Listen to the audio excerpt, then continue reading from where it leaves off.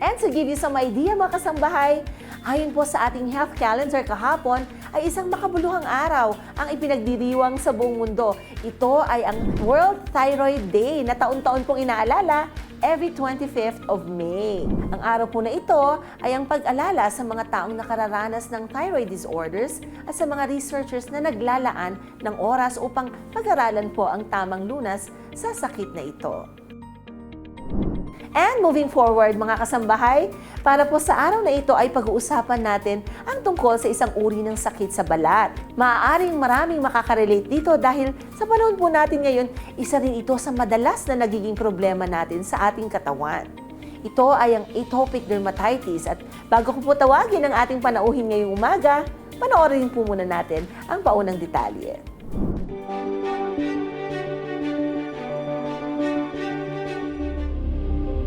Mga kasangbahay, pamilyar ba sa inyo si Dr. Fred Weiss at Dr. Marion Sulzberger? Sila ang mga kilalang doktor na nagpakilala ng terminong Atopic Dermatitis sa larangan ng dermatolohiya noong taong 1933.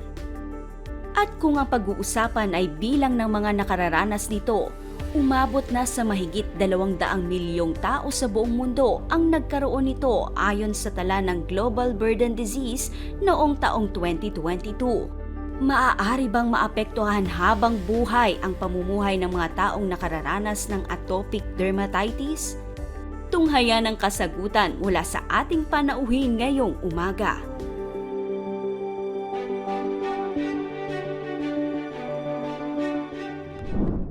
At ngayong umaga, may makakasama po tayong panauhin upang ipaliwanag na mas maayos ang mga detaling dapat nating malaman. Today, she brings a wealth of expertise and a passion for skincare to her practice, dedicating her career to providing comprehensive dermatological care. Let us welcome Dr. Maria Victoria Dizon, a dermatologist from Makati Medical Center.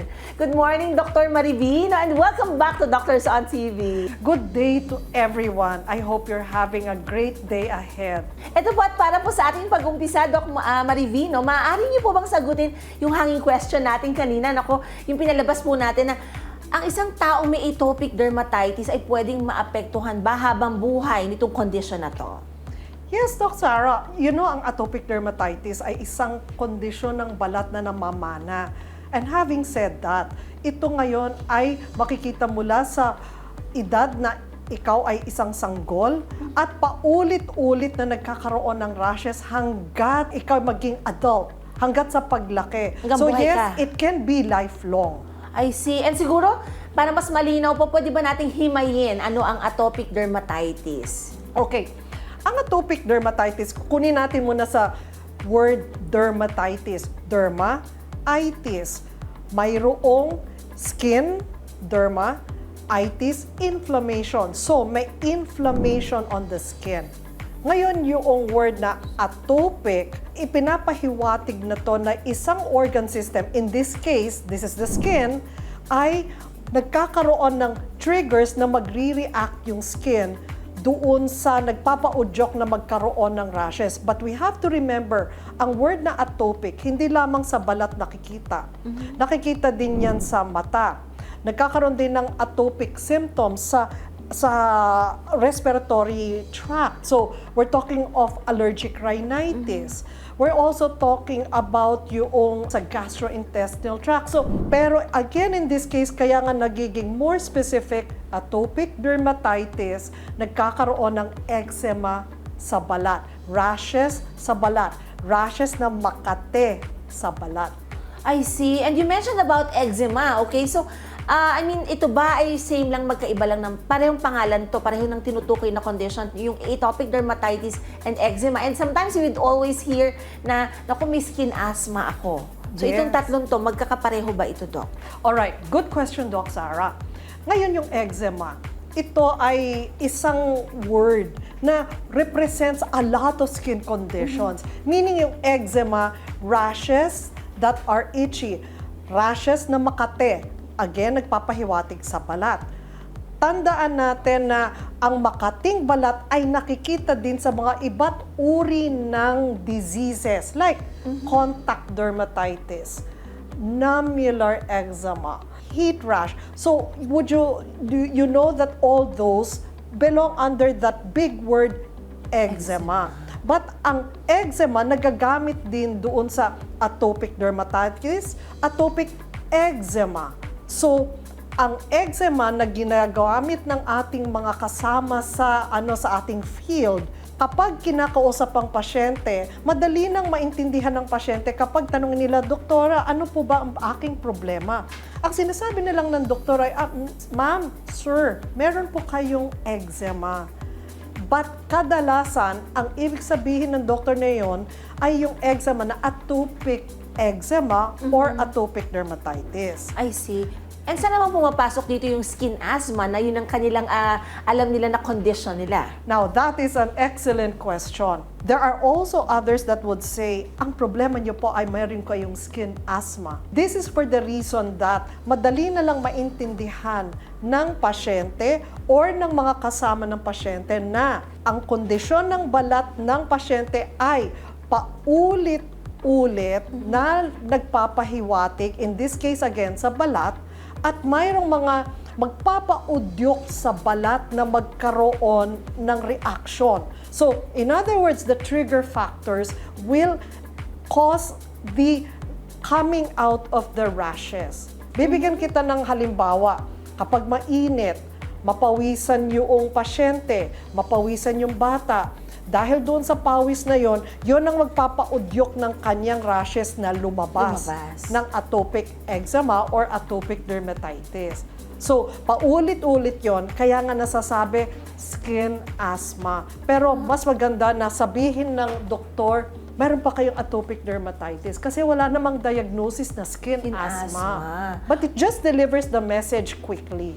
Okay, so because na-mention natin salitang asthma, skin asthma, so is this common sa mga merong bronchial asthma, yung hinihika talagang, yung mga ganon? Okay. So it doesn't mean that kung ikay may asthma, almost instantaneously meron ka atopic dermatitis, no? So, not necessarily. So, you can have only atopic dermatitis. Depende also sa course ng iyong kondisyon.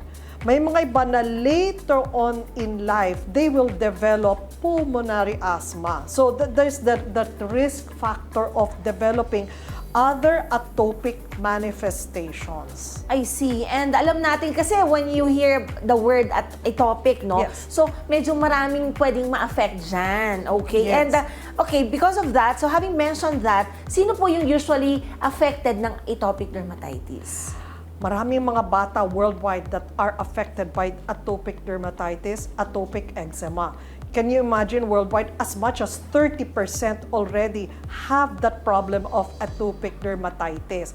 And hindi lang mga bata, pati mga adults now as a large percentage of 10%, 10 to 12% ng adults worldwide are also affected by this very itchy rashes manifesting on the skin. So, yung tinatawag na prevalence is increasing. So this is very common. Yes, it is now becoming a very common problem. Urbanization, and especially now with the lifestyle of the people, tumataas na yung incidence and prevalence of atopic dermatitis. Is this hereditary, namamana? Yes, namamana ang atopic eczema or atopic dermatitis. Kasi doktora, I ask kasi you mentioned na because of the change in lifestyle in the generations, okay? So basically, itong mga as long as you have the genes and hindi rin maganda yung lifestyle mo, yun yung pwede isang maglabas. Yes, kumbaga magpalabas or magkaroon ng risk factors of developing the problem. So, lifestyle. Unang-una, sabihin na natin, dyan papasok yung importance of how you take care of your skin, how you take care of yourself.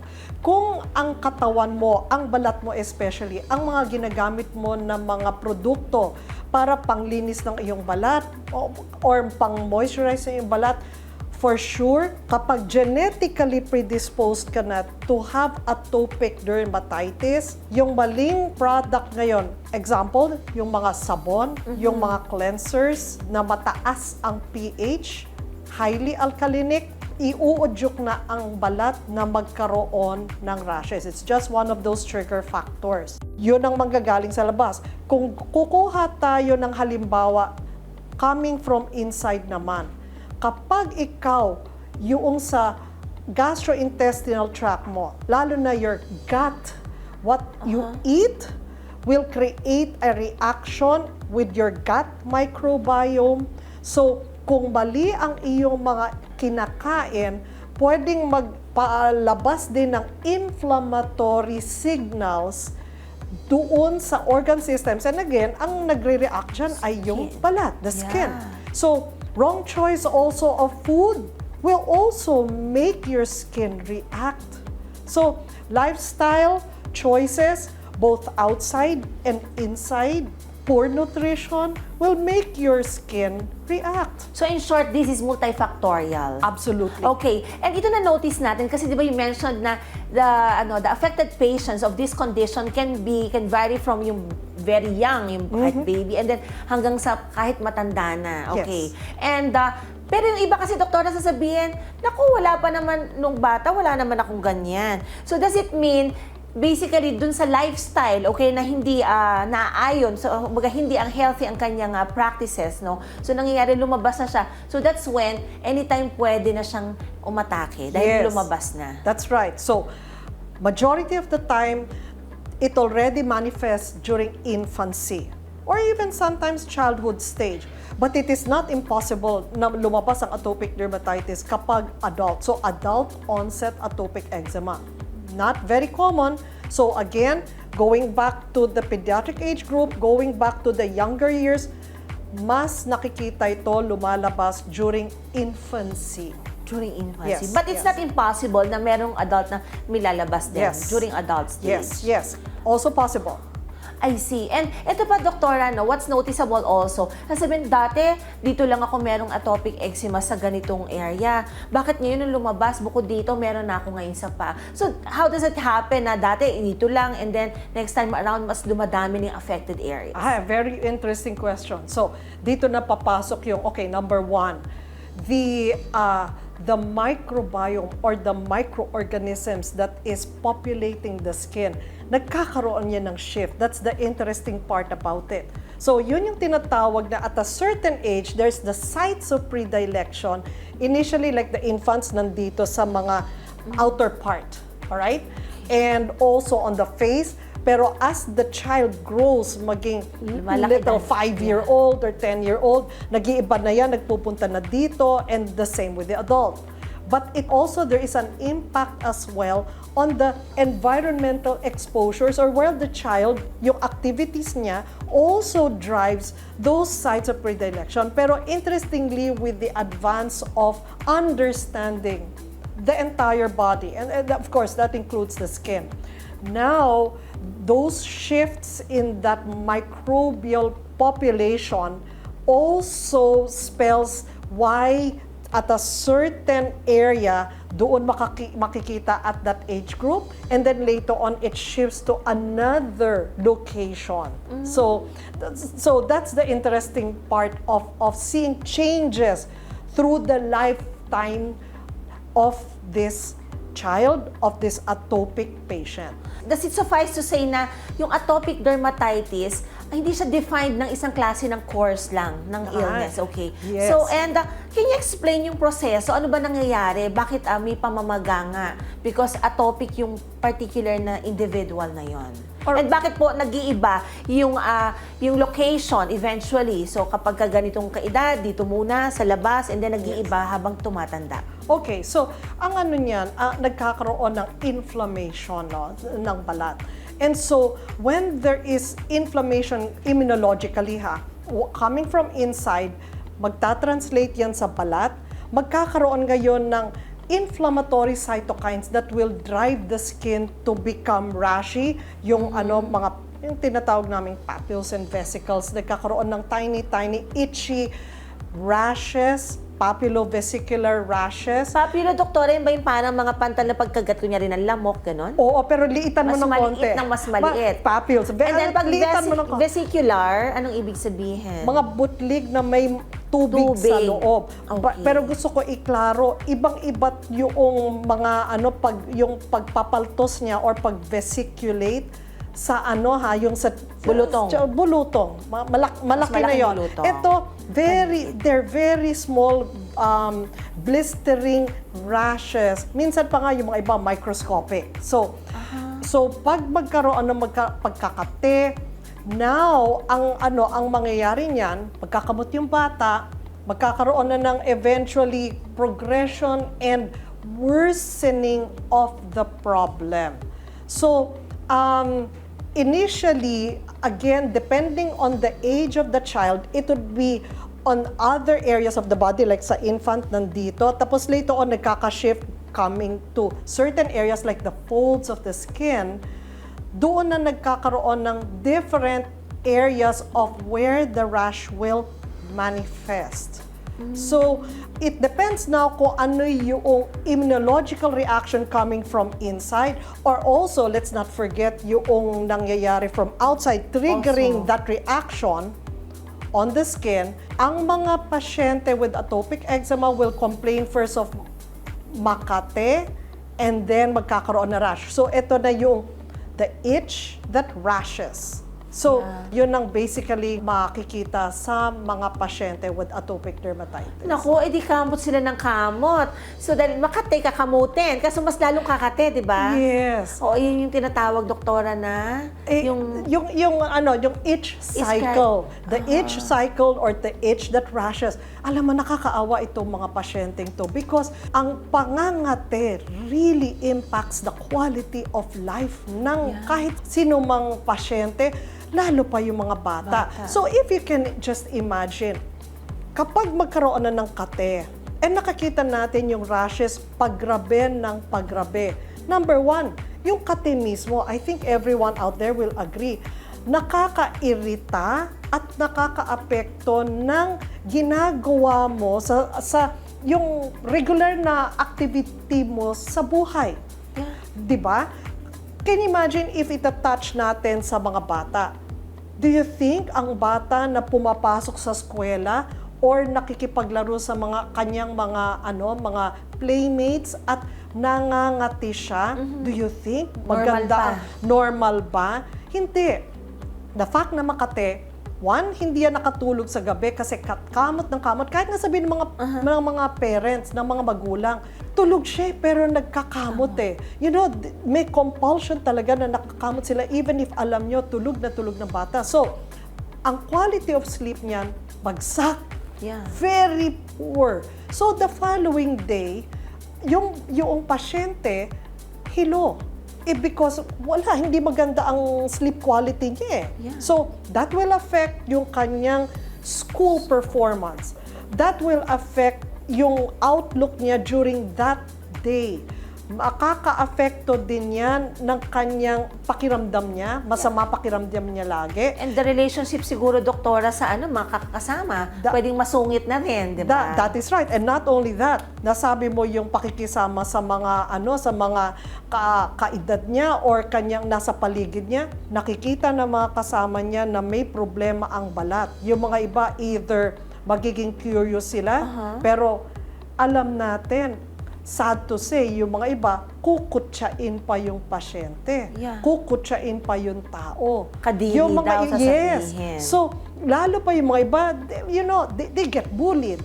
So, eto na ngayon, from the patient side, nag-iiba na ang concept niya ng sarili niya at nagiging withdrawn siya. Kasi nakikita niya na puro negative ang lumalabas sa kanyang mga kasama. Ano nangyayari sa iyo? Bakit ganyan ang balat mo?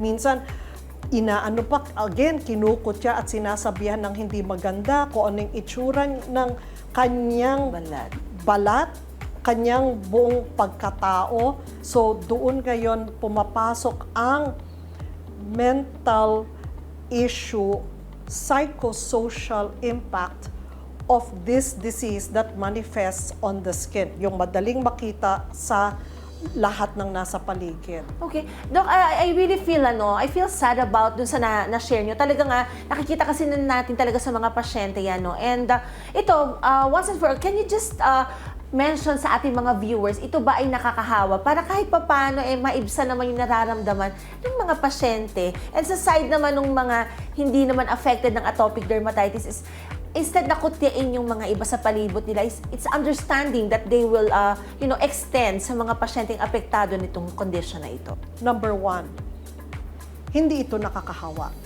Dapat ma-emphasize yon.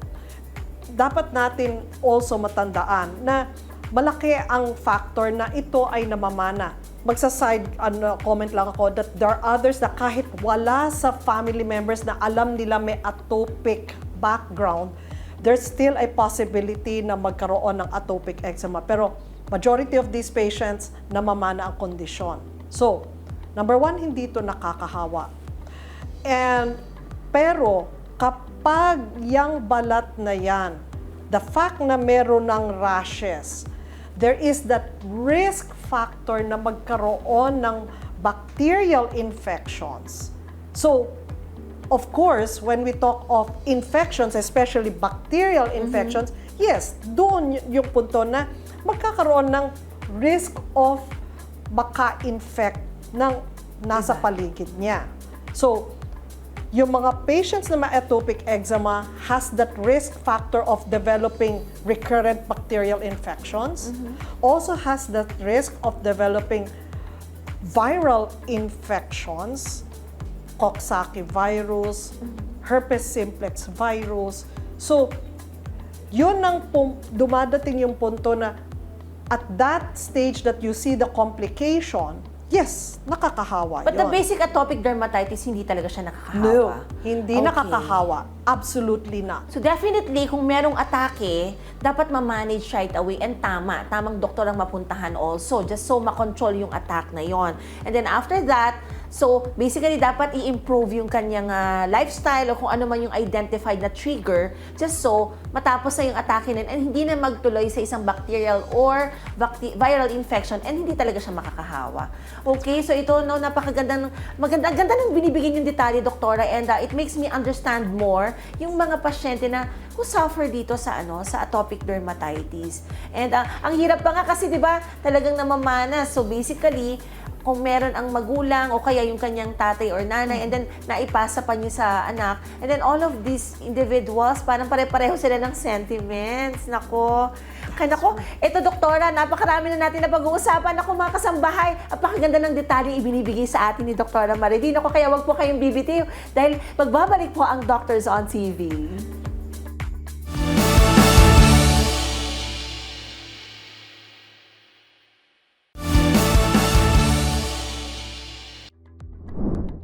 Welcome back mga kasambahay! At bago tayo magpatuloy sa ating talakayan, we'd like to invite you to follow and subscribe to our social media accounts.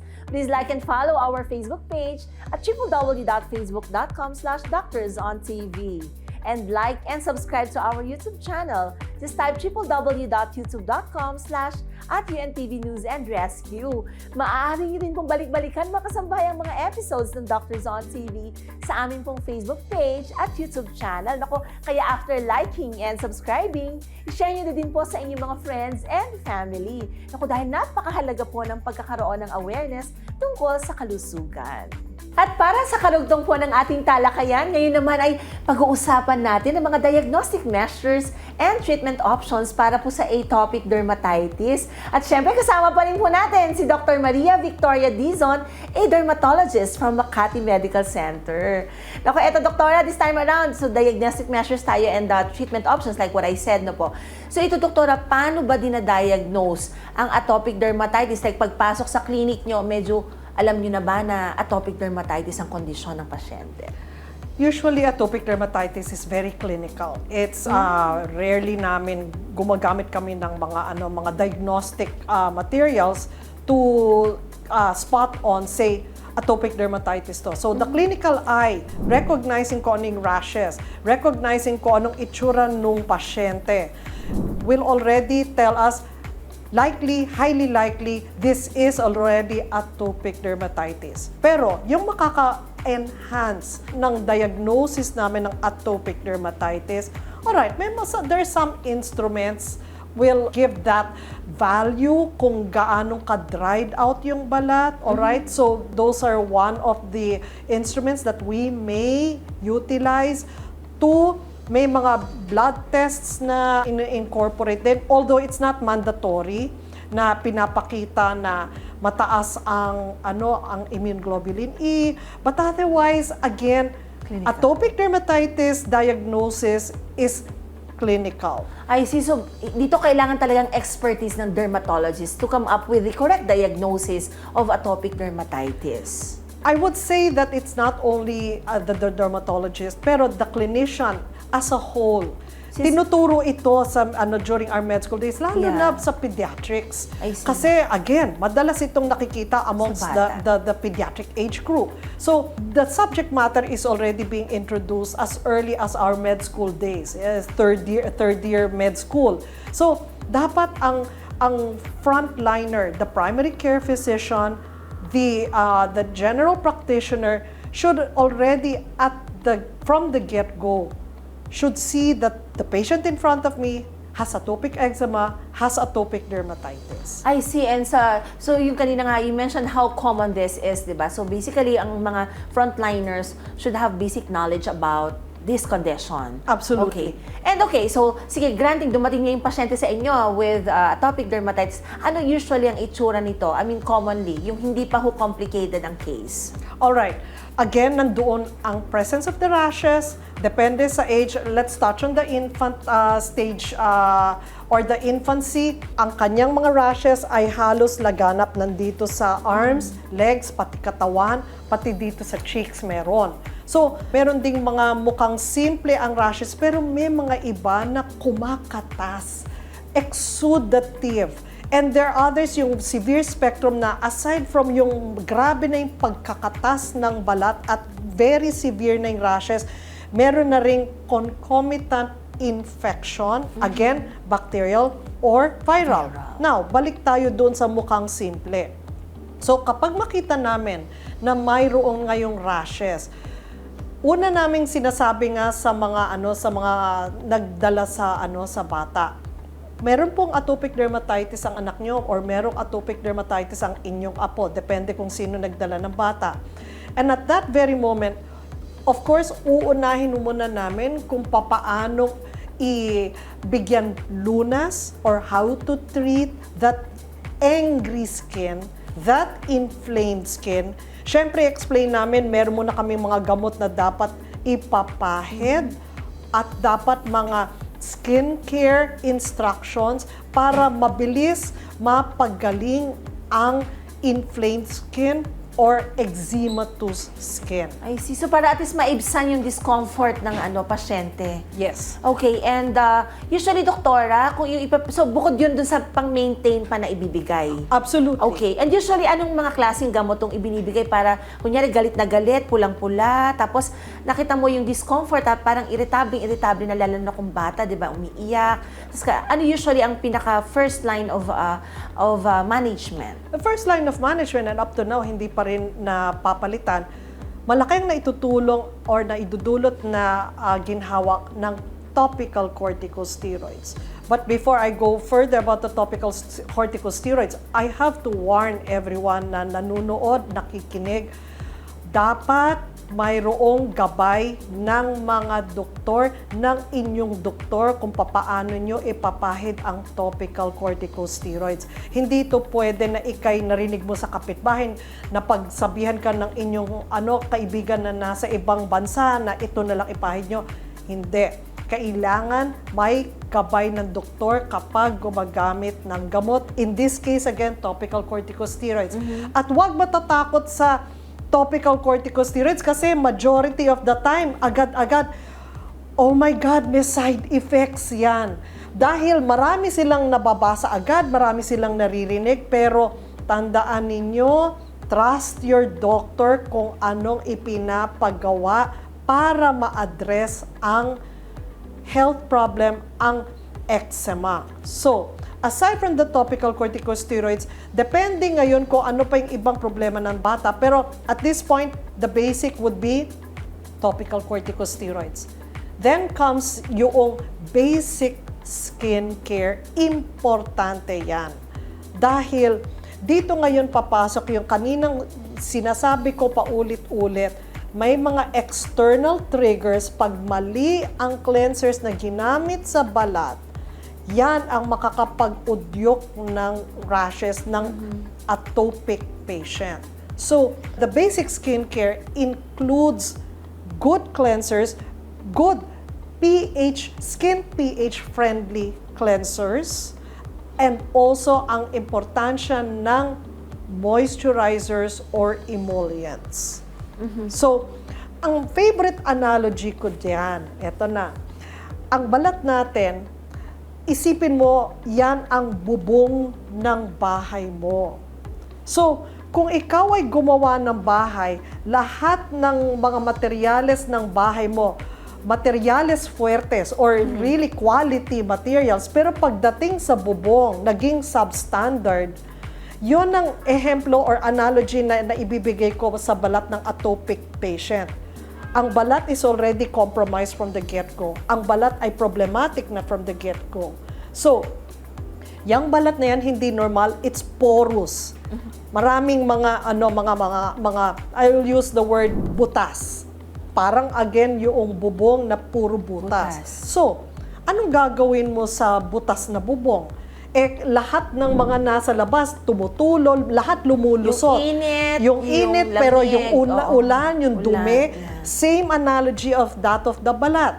You have compromised balat, lahat lulusot. Yung mga allergens, yung mga bacteria, pwede ding maging opportunistic bacteria or opportunistic viral infection or organisms rather, papasok. What will you do to protect yourself? You have to put, alright, bubong, sealant, skin, moisturizer.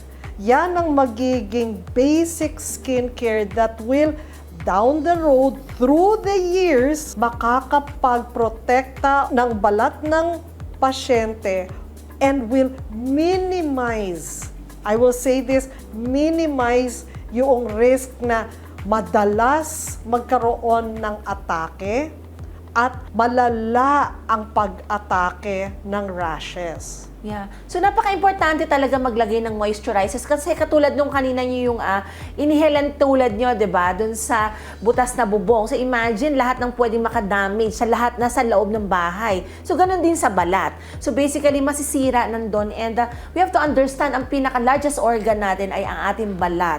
So, anything can just get inside kapag ito ay sira. So, ang ating mainstay dito would be moisturizer. And skin pH friendly cleansers. Okay, so para dapat tama ang timpla ng tama yung environment Yes, para walang that is makapasok right. at hindi Yes, masira. that is right. Napakaganda yan, Doktora Marivy, ha? Okay, so basically, ito na yung sagot dun sa itinanong ko sa'yo na paano ba natin mababawasan yung risk na magkaroon ng another flare-up or another atake. Yes. So ito, dapat talaga maganda ang quality Yes. ng balat. Okay, and Doktora, yung mga may atopic dermatitis, anong kanilang anong dapat nilang i-expect, anong dapat nila talagang maging goal palagi just to prevent, yung mga ganitong problema ng atake palagi? Magandang tanong yan. You said the word how to prevent. Again, good skincare will help try to prevent. Yun ang i-emphasize ko. We are trying to prevent the recurrence or yung pag-ulit ng problema, in this case, the atopic eczema. So, just sticking to using or utilizing the good basic skincare. Again, good cleansers, good emollient moisturizers, practicing the habit of moisturizing your skin, taking care of your skin, yon ang makakapag, as much as possible, prevent the problem from recurring. Pwedeng magkaroon ng hiccups, pwedeng magkaroon ng recurrence because no matter how stringent you are in sticking to the good skincare, my goodness, kung magkaroon ka ng 45 degrees centigrade na init ng panahon, Yeah. kahit pa paano, magkakaroon pa din ng pag-udyok ng rashes, but it is not as severe as when you are not practicing good skincare regimen. Also, I will emphasize that you have to have good nutrition and hydrate yourself very well. Magandang pag-alaga mo dito, pero kung anong ipinapasok mo sa yung pagkain, the nutrition, everything, you're still bogging down the system. So, always listen to your doctor when you say you have to have good lifestyle choices of the food you eat as well. I see. Okay. So basically, hindi naman pwede sabihin natin life sentence ang atopic dermatitis kasi you can have this until the day before you die. Yes, Okay. yes. However, it's still up to you kung paano mo i-handle para at least, 'di ba? Parang you still live a normal life. Okay? And hindi siya hindi talaga parang buong buhay mo na lang very uncomfortable. So Absolutely. alagaan mo kasi like, ito ang ganda ng advice si Doktora, and then you have the internet there. Di ba, mahilig din naman mag-search. You have yes. everything there sa internet na tanong. Yes, but you said the internet. The internet may give you good information, but it can give you also misinformation. So you'd better be careful of those landmines that you see on the internet. And you still have to see your doctors kasi for proper diagnosis. Okay? And ako, thank you very much, Doktora. Very well said, very comprehensive. Thank you very much for your generous inputs. And at this time, Doktora, baka gusto niyo munang batiin yung inyong family and friends, and you might want to invite our viewers to visit you here at Makati Medical Center. Now, I'd like to emphasize only to our viewers, if you are getting sick, and of course, in my field, when your skin is getting problematic,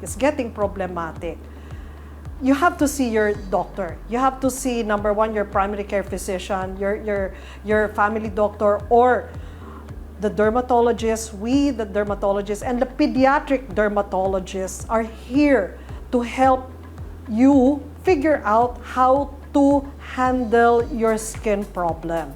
You have to remember also that the sooner that we are able to tackle this problem, the better your quality of life will be. So, the message that I will give to our viewers, visit your doctor, don't wait too long, you will not regret it. Okay, Doktora, and thank you. Siguro you might want to promote the website of Makati Medical Center. You can find your doctors from www.makatimed.net.ph. Okay, there you have it. Thank you once again, Dr. Maria Victoria Dizon, a dermatologist from Makati Medical Center. And ako, we hope mga kasabay, marami po kayong natutunan sa mga naging paliwanag ng ating panauhin na si Dr. Maria Victoria Dizon. Maaari pong ito ay paulit-ulit namin ipinapaalala na ang mga tinatalakay natin dito sa ating programa ay magsilbing guide sa inyo to embrace a healthy lifestyle. Prioritize your health over hectic agenda.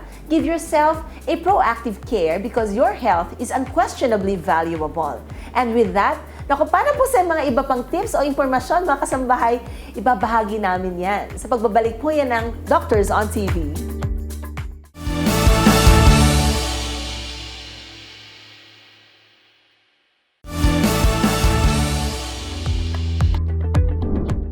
Nagbabalik po ang Doctors on TV. And for some other details, kasambahay, dako naman po tayo sa kalusugang pangbata. Alamin naman natin kung ang isang sanggol ay magkakaroon ng problema sa balat tulad po ng eczema. Ano kayang maaaring mangyari? For the details, let's watch this.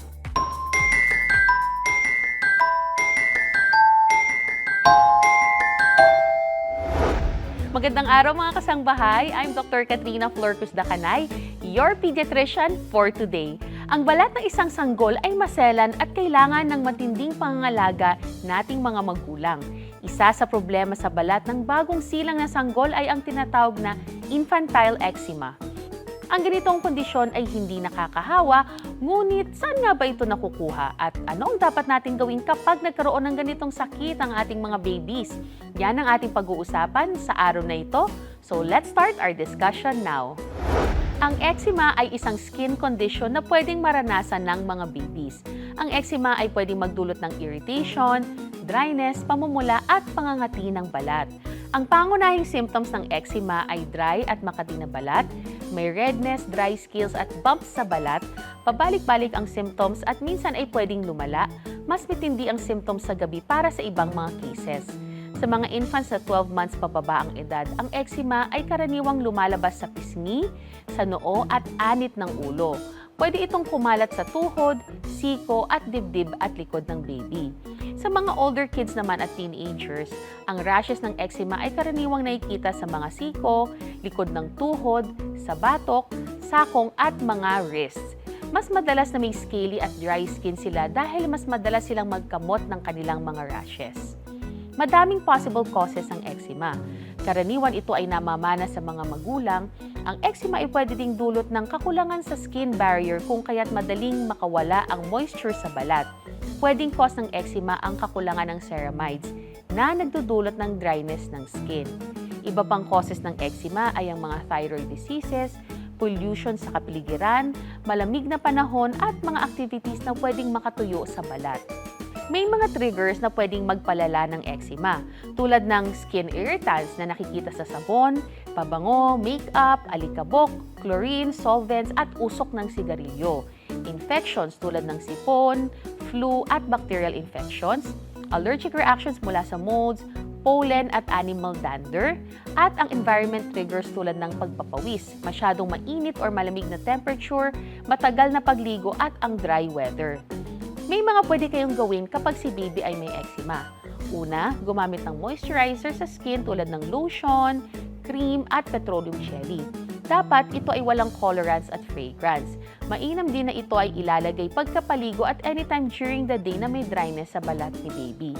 Next ay ang pagpapaligo kay baby gamit ang maligamgam na tubig lamang at dapat ay less than 10 minutes lang ang pagpapaligo. Gumamit din ng sabong panglaban na mild at unscented at iwasan din as much as possible ang fabric conditioner. Kapag tutuyuin yung balat ni baby, iwasan na ito ay kuskusin. Gentle pat drying lamang. And of course, you have to consult your pediatrician for other medicines kapag ang eczema ni baby ay hindi nawawala or lumalala. Mainam na iwasan ang mga triggers ng eczema upang maiwasan ang flares. Gamitin din ang moisturizers at ang mga gamot na nireseta ng inyong doktor. At of course, importante ang regular follow-up sa inyong mga doktor. And that's it mga kasangbahay. Sana marami kayong natutunan sa araw na ito. As always, please consult your pediatrician for your baby's health. Thank you again for watching today's episode. I'm Dr. Katrina Flor Cruz Dacanay. You can reach me through my Facebook page, Dr. Katrina Flor Cruz, YouTube channel, and Instagram, TikTok, katrinamd.ph. See you everyone in our next episode.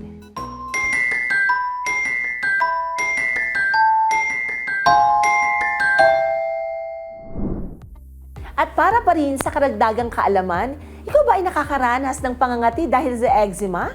Anong maaari nating gawin upang mabawasan ang pangangati nito? Para po sa mga detalye, panoorin po natin ito.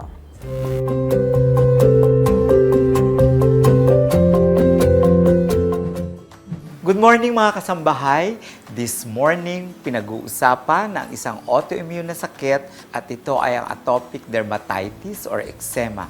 At ang aking isi-share sa inyo kung ano nga ba ang natural ways kung paano maiiwasan lalo na ang pangangati ng balat ng mga taong apektado ng sakit na ito. Number one, syempre, kailangan nating malaman saan ba nanggagaling yung ating eczema. Pwede kasi manggaling yan sa nutrisyon or sa ating diet na baka tayo mayroong mga allergies na lumalabas. Pwede rin manggaling kung tayo ay excessive exposure sa extreme heat o di kaya ay sa extreme cold weather.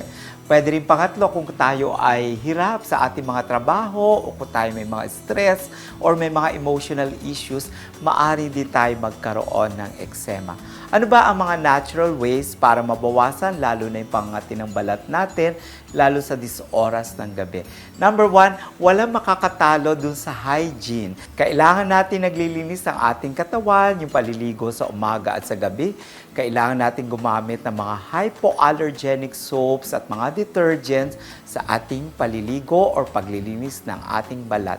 Pwede rin nating iwasan yung pag-exposure sa mga sobrang init or excessive heat o di kaya naman kung sobrang lamig ay ating iiwasan. Pwede nating i-adjust yung mga ginagamit natin mga air conditioning unit sa ating mga offices. At kung kailangan, lalo na po mga kabataan or mga bata, mas maganda yung natural ventilation para po maiwasan ang pangangati ng balat. At kung gusto naman natin ng mga creams or natural lotions, napakagandang source yung aloe vera. Meron siyang anti-inflammatory properties, antimicrobial properties na makakatulong para po masupo at may cooling properties para sa ating mga balat. Maging yung virgin coconut oil kasi siya ay may mga multifactorial antimicrobial properties, pwede rin po natin magamit at napakagandang moisturizes para po hindi magkaroon ng mga scaly yung ating balat, maliban po sa pangangati. Pwede po kayo maglagay ng 3 kutsara na oatmeal at meron pong 1 kutsarita ng honey, imimix nyo po yan. Pwede nyo po i-apply yan sa gabi or 5 minuto bago po kayo maligo para kayo magkaroon ng maganda at makinis na balat at wala pong mancha na galing sa eksema at yung pangangati ay maiiwasan po. O pwede rin naman kayong gumamit ng mga tea, yung mga chamomile, licorice tea at iba pa pong mga natural herbs and spices na ginagamit natin na tsaa na maganda para makaiwas sa balat. Isa rin pong importante ay malaman natin yung source ng allergy. Kaya kailangan natin sumangguni sa mga eksperto kung ano pong pinanggagalingan para mabigyan tayo ng magandang meal plan or ano maging allergology meal plan sa atin kung ito naman ay galing sa mga kinakain natin or maiiwasan na pagkain na nagdudulot ng matinding pangati ng ating balat.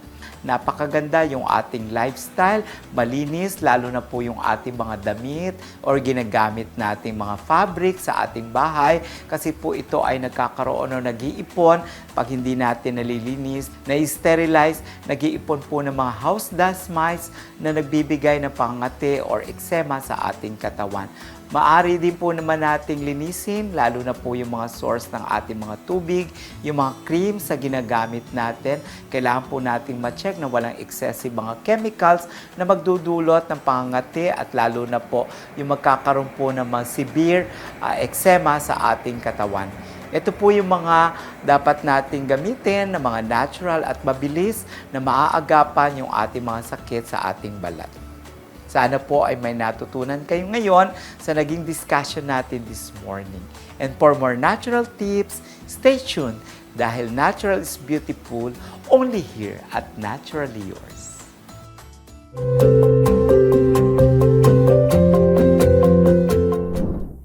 And with that, mga kasambahay, we conclude our today's enlightening episode. At syempre po, ang lagi naming dasal sa lahat ng mga may pinagdadaanan, lalo na po sa kanilang mga kalusugan, may God bring healing and guidance to each one of you, mga kasangbahay. Always remember, early detection saves lives. Make your health a priority. But before we end, take a moment to watch this. Watch these snippets for the upcoming episode on Sunday. So HIV is human immunodeficiency virus. So doon pa lang sa pangalan makikita natin na isa siyang mikrobyo. Isang mikrobyong maliit, no? Virus, no? Kasi mga mikrobyo may mga mas malalaki ng konti, mga bacteria, may virus yun yung mikrobyong maliit.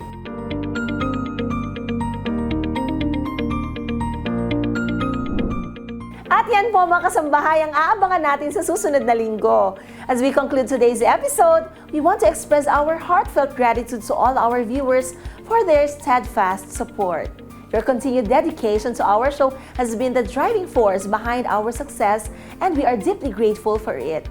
We hope to continue earning your trust and loyalty.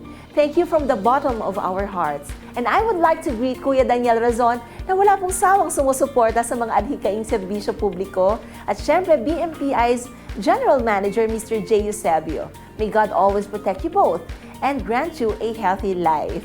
And syempre, binabati ko rin yung aking kambal, si Iyo, si Iya, and si EJ, and hi kay Doc Alin, and sa mga pasyente po natin sa Barbacabudil Health and Wellness Center. And also, nanay and tatay, I love and miss you both. And also, salamat po sa lahat ng nagparating ng kanilang mga pagbati sa aking kaarawan. Hi also to VP Nolly, VP Bong, VP Joseph, VP Jerry, And of course, Doctors on TV production team, Public Service Department, KDR Group of Companies. At sa ating pong mga kasambahay, maraming salamat po sa patuloy ninyong pagtangkilik sa Doctors on TV. And please like and follow my Facebook page. Just type on Facebook search box, Dr. Sara Barba Cabodil. We hope you found this discussion informative, empowering, and inspiring. Remember to follow us on social media for updates. Don't forget to tune in next time, God willing. Muli po, magandang umaga at maraming salamat po sa inyong lahat. Ito po si Dr. Sara Barba Cabodil. Let's make it a habit to learn about good health. Only here at Doctors on TV. We would like to thank Makati Medical Center, a hospital with a heart. Located at Amarsal Street, Legazpi Village, Makati City. You may contact them at 632-8888-8999. Like and follow their Facebook page at I Am Makati Med, or you can visit their website at www.makatimed.net.ph. Makati Med Wellness Center, located at 7th floor, Ayala North Exchange Tower 1, Legazpi Village, Makati City. We would like to thank Adlaon Optical, located at ground floor Super 8 Warehouse Poblacion, Bariwag, Bulacan, 0922-878-5911, and second floor Aliw Complex, MacArthur Highway, Calvario, Meycauayan City, Bulacan, 0922-861-2095.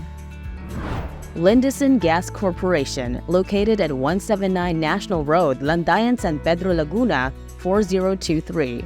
For inquiries, you may contact them at 02-8824-0867 or 02-824-9360, or you can email them at lgsalesco@gmail.com. Clinica Figura, located at Entrata Building, Philinvest, Alabang. You may contact them at 0917-317-7272. Barba Cabodil Health and Wellness Center, located at Unit 1531, Centurion Medical Makati, Century City, Makati. You may contact them at 0917-317-7272 for appointments and other inquiries about your health and wellness needs. Dr. Sara Barba Cabodil would like to express her gratitude to Medical Depot, healthy num-num food, where we do.